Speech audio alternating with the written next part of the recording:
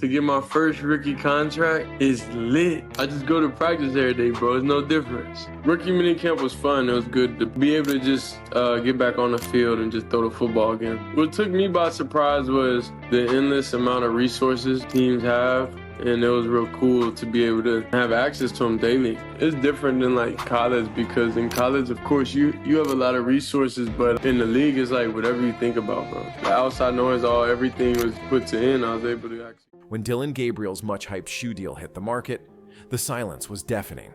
The rollout failed to move the needle, sales stalled, and the buzz faded almost instantly. Meanwhile, Shedeur Sanders continues to redefine what it means for a young quarterback to command both the field and the culture, turning every appearance into a rating spike and every jersey drop into a sellout. Gabriel's attempt to only underscore the gap. One quarterback is a national draw, the other is still searching for a foothold. Summer industry trackers estimated fewer than 2,500 pairs were sold nationwide in its opening week, a figure well below projections for even a modest college to pro crossover launch. By comparison, Shedeur Sanders' limited edition cleats with Nike sold out in under 36 hours, moving close to 20,000 pairs in the first release window, according to resale tracking platforms. That difference isn't just about design or price point, it's a reflection of brand power, timing, and the cultural resonance that Sanders has cultivated over the past 2 seasons. For Gabriel, the timing of his endorsement gamble couldn't have been worse. Entering his rookie season, he has yet to throw an NFL pass that truly defines him, and his preseason performances haven't generated the viral buzz that shoe companies crave. His stat line in his first 2 preseason appearances hovered around 56% completion, with fewer than 120 total passing yards, serviceable numbers for a backup audition, but hardly the type that spark nationwide conversation. Shedeur, on the other hand, hasn't just stepped onto the NFL stage, he's taken over it. TV viewership in Cleveland spiked 28% the moment Sanders took the field in his first preseason game, jumping from regional averages in the 4.2 million range to over 5.3 million nationally.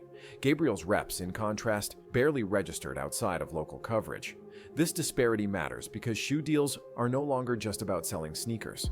They are barometers of star power. In a league where quarterbacks are expected to be both field generals and marketing machines, a failed product launch can signal to sponsors, fans, and even front offices that a player isn't ready to carry a franchise's image. Gabriel's deal didn't just underperform, it collapsed in the most public way possible, as resale sites marked down his shoes to below retail price within a week, a sign of low demand that brands fear the most. Contrast that with Sanders' shoes, which appeared on secondary markets at nearly double retail, with buyers willing to pay a premium just to own a piece of his rising brand. The NFL ecosystem thrives on these numbers because they directly connect to revenue streams far beyond footwear. TV networks analyze which players keep viewers engaged, sportsbooks monitor betting handle fluctuations tied to quarterback storylines, and teams watch merchandise trends to forecast attendance. When Gabriel's shoe sales stalled, it mirrored the lack of national excitement around his preseason play. Secondary ticket resale for games where Gabriel was expected to take meaningful snaps barely moved, hovering just 8% above face value in Oklahoma markets. In Cleveland, where Sanders has electrified fans, resale prices for his first preseason start surged from $75 to nearly $220 on StubHub within 48 hours of the announcement he'd be under center. The business ripple effects are hard to ignore. While Gabriel's shoe brand partner quietly pulled back marketing dollars, reassigning ad space that had been booked for regional campaigns, Sanders has reportedly been in talks with multiple companies to expand beyond footwear into lifestyle apparel, gaming partnerships, and even crossover entertainment deals. One player has doors opening because of his resonance with fans. The other has already seen one door close before his rookie season begins. The contrast is even sharper when you look at digital traction. Gabriel's social media posts about his shoe launch drew fewer than 50,000 combined likes and shares, respectable for a college hero making the jump, but nowhere near viral territory. Shedeur's behind-the-scenes training clips regularly clear 500,000 interactions in under 24 hours, and his shoe collaboration announcement trended across Twitter, Instagram, and TikTok simultaneously. That difference translates into ad spend. Brands are willing to pay premiums for players who guarantee impressions, clicks, and conversions. Gabriel simply hasn't proven that he can deliver those metrics. and the failed shoe rollout only reinforces the skepticism. From a football perspective, the issue ties back to credibility. Fans will invest in a shoe if they believe the player embodies greatness, potential, or at the very least, a unique style worth supporting. Sanders has crafted that persona through years of carrying expectations, from Colorado to Cleveland, where his accuracy, pocket presence, and unshakable composure have made him must-watch TV. Gabriel, despite his college accolades, has yet to establish that aura in the pros. His ball placement has been inconsistent, his reads sometimes a half-second late, and his throws into tight coverage lack the velocity that defines elite NFL arms. The shoe deal tried to skip ahead to market Gabriel as a household name before the NFL world had embraced him as one. Fans noticed, and they didn't buy in. Meanwhile, league insiders recognize that Sanders' marketability is boosting not only himself, but also the Browns' brand equity. Merchandise sales in Cleveland are up 46% year over year, with Sanders' jersey ranking among the top 5 across the entire NFL this preseason. For Gabriel, his jersey hasn't cracked the top 50, underscoring the gulf in consumer demand. That gap mirrors the sponsorship appeal. One player is being positioned as a future face of the league, while the other is struggling to prove he belongs in a conversation about starter reps. Even sportsbooks, which tend to focus on numbers divorced from branding, reflect this divide. Prop bets tied to Sanders, ranging from his passing yard totals to his touchdown odds, have consistently drawn 40% more betting handle than comparable rookie quarterbacks. Gabriel's props often rank near the bottom of sportsbook engagement reports, generating only niche interest. This lack of betting traction feeds back into viewership. Networks prefer to spotlight players who drive conversations, wagers, and watchability. Shoe companies follow that same logic, which explains why Gabriel's partnership crumbled while Sanders' portfolio keeps growing. Ultimately, the failed shoe rollout is less about sneakers and more about visibility. It underscores the unforgiving nature of the modern NFL marketplace, where cultural impact matters as much as on-field production. Sanders has both. Gabriel, at least for now, has neither. The brands have made their choice clear, the fans have voted with their wallets, and the league has already started shifting marketing weight towards Sanders' orbit. That's the immediate headline Gabriel tried to cash in too early, and the market reminded him that hype without substance doesn't sell. The failure of Dillon Gabriel's shoe launch isn't just a quirky headline buried in the business pages of sports media. It's a flashing signal of where he stands in the league's hierarchy and how little margin for error he has in shaping his NFL career, at a time when rookie quarterbacks are measured not only by completion percentage, but also by their ability to carry a brand. The collapse of this endorsement deal reinforces what many scouts and executives have quietly said. Gabriel is talented enough to be in the league, but he hasn't proven that he can lead it. On the field, Gabriel's situation already carried pressure. His preseason tape shows flashes of mobility and decision-making, but through his first 2 games, he has completed just 57% of his passes for 184 yards with a single touchdown, numbers that place him squarely in the range of developmental backups rather than instant impact rookies. Contrast that with Shedeur Sanders, whose debut series produced back-to-back completions over 20 yards and set social media ablaze. The Browns' offense under Sanders averaged 8.4 yards per attempt in his first preseason outing, compared to 5.2 yards per attempt when Gabriel rotated in. Those differences may seem small on paper, but they shape perception, and in a league obsessed with optics, perception is everything. This is where the shoe deal enters the conversation in a tangible way. For a young quarterback, endorsements act as a proxy for trust. Brands don't gamble millions in marketing unless they believe the player will capture hearts and eyeballs for years to come. Sanders has validated that trust not only by moving product, but by boosting the Browns' national profile. Cleveland's preseason games have consistently ranked among the top 5 most watched broadcasts across all networks since his debut, with audience growth outpacing teams like the Cowboys and Chiefs, who normally dominate those charts. Gabriel, despite getting live reps, has not moved the needle. His series have been buried in highlight packages that rarely trend beyond local coverage. Why this matters now is because in the NFL, timing is everything. A quarterback's rookie season is where narratives take root, whether they're seen as the next guy or just another arm. Sanders has already positioned himself in the former camp, with national analysts debating his potential to transform the Browns into contenders. Gabriel, meanwhile, risks being slotted into the latter, a player who may hang around rosters for a few years, but never command a huddle or a marketing campaign. The failed shoe deal accelerates that perception. If brands are unwilling to rally behind him, It suggests they don't see him as a centerpiece in the NFL's future storylines.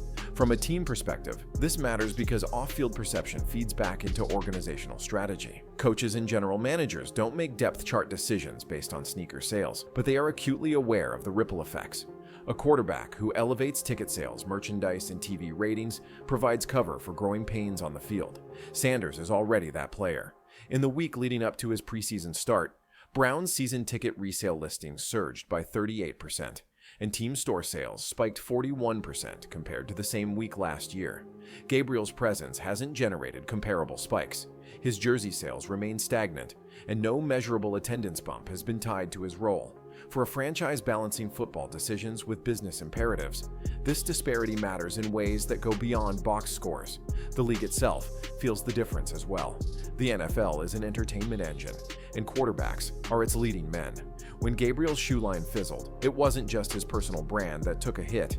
It signaled to the league's marketing arm that he may not be a viable face for campaigns down the road. The NFL has leaned heavily on Sanders already, featuring him in preseason highlight reels, national promos, and even international marketing discussions. Gabriel has largely been absent from those pushes, and the failure of his endorsement attempt only widens the gap.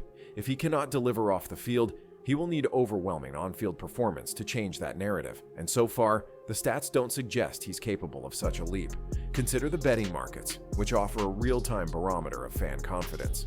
When sportsbooks posted odds for rookie passing leaders this preseason, Sanders drew heavy action, accounting for nearly 42% of total handle in that category. Gabriel barely cleared 6%, a sign of tepid faith from bettors. Sportsbooks respond to these numbers by adjusting their promotional strategies. Players who attract betting volume are more likely to be spotlighted in national campaigns. Once again, Sanders benefits, Gabriel is left behind. Even the locker room dynamic is affected. Teammates notice when one quarterback becomes the center of attention, when his jersey is everywhere in the stands, when his name dominates the post-game chatter, when fans clamor for his autograph. Sanders already has that gravitational pull in Cleveland.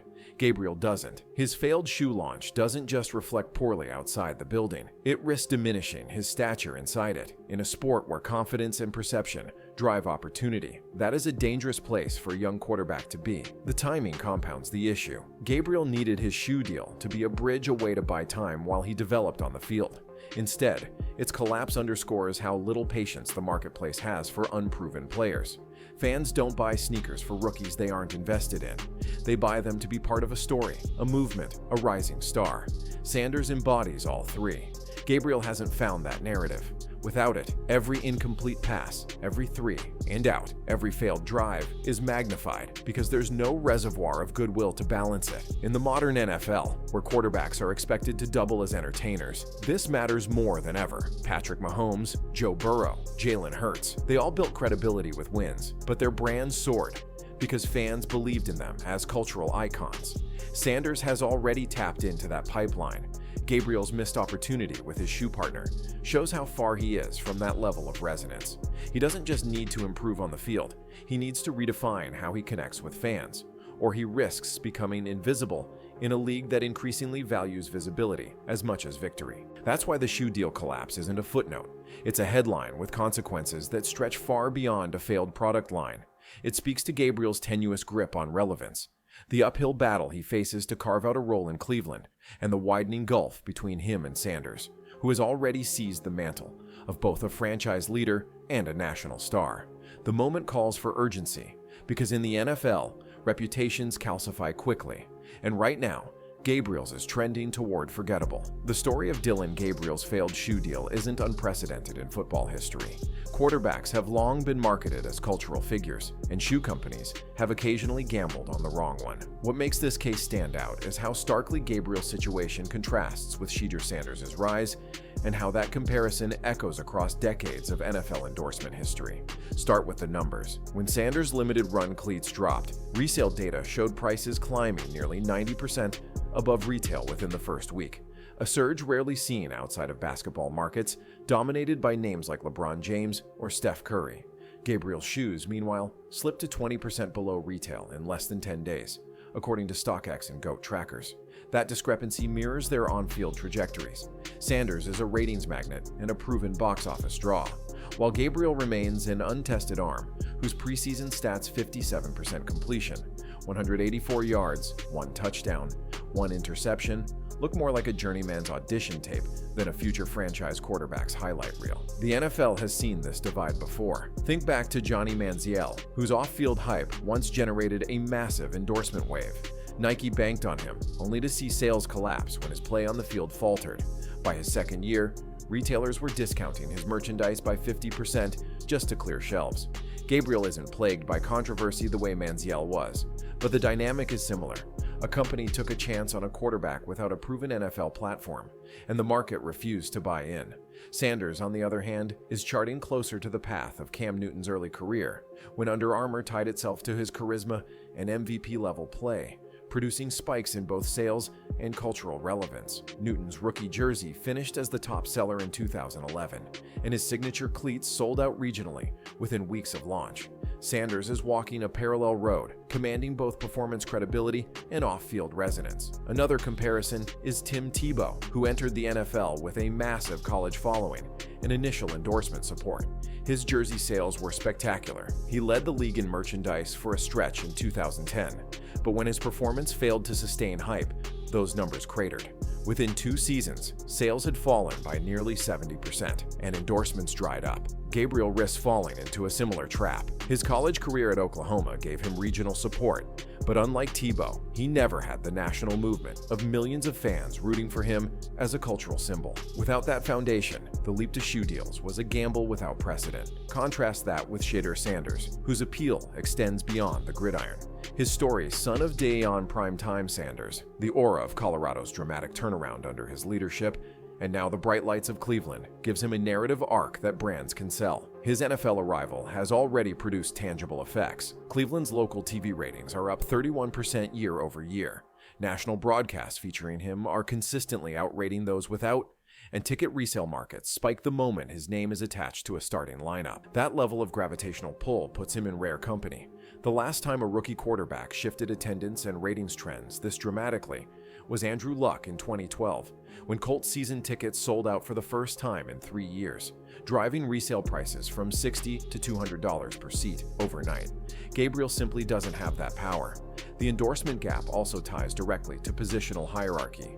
Historically, the NFL has seen dozens of competent quarterbacks: Matt Schaub, Alex Smith, Chad Pennington, who produced on the field but never commanded significant off-field branding. Their merchandise sold modestly, but they were never in commercials, never on billboards, never the faces of national shoe campaigns. Gabriel looks poised to follow that track at best. His skill set accurate in short throws, serviceable mobility, but lacking the explosive arm talent or charismatic aura, is functional for depth charts, but uninspiring for sponsorships. Sanders, conversely, embodies the new prototype: dynamic, marketable, and magnetic to fans. Consider the statistical comparisons in terms of impact.